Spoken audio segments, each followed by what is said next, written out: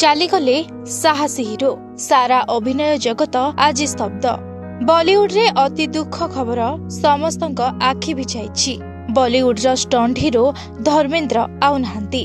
89 वर्ष बयस दुनिया को अलविदा कही अफेरा राइज को चली जाइछंती। तांको निधन रे तांको प्रशंसकक मनरे एबे अनेक स्मृति।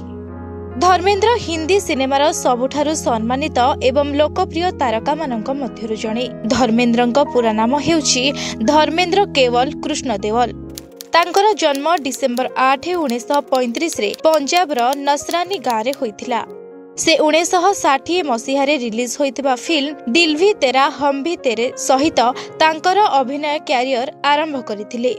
एहा परे 1961 मसीह रे रिलीज होइतिबा फिल्म बॉयफ्रेंड रे एक सहायक भूमिका रे अभिनय करिथिले। से दीर्घ 7 दशंधिरु अधिक समय धरी तांकर कैरियर रे से 300 रु अधिक फिल्म रे अभिनय करिथिले। शोले, चुपके चुपके, सीता और गीता, धर्मवीर, सत्यकाम, गुलामी, हकीकत, हुकूमत, आग ही आग भली सुपरहिट फिल्म एथिरे अंतर्भुक्त। एभली जणे वर्षियान अभिनेता को हराई सिनेमा जगत रे आउ एक पूर्णछेद पड़ीगला। जीवनर शेष जाए अभिनय को जारी रखिथिले धर्मेंद्र।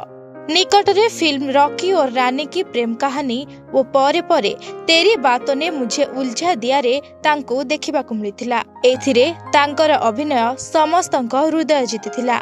आउ तांको अभिनीत शेष फिल्म रिलीज हेबा आगर ही से चली गले। डिसेंबर 25 रे रिलीज हेबाकु जाउची तांको अभिनीत अगस्त्य नंदांग फिल्म 21। तेबे किछि दिन हेबो वार्धक्य समस्या को नहीं मुंबई रो ब्रिज कैंडी हॉस्पिटल ले से भर्ती होइथिले। हेले दुनियार चिरंतन सत्यक्रम रे आजी से समस्तन को छाड़ी अफेरा राइज को चली जाइछंती। ब्यूरो रिपोर्ट, ओडिशा संवाद।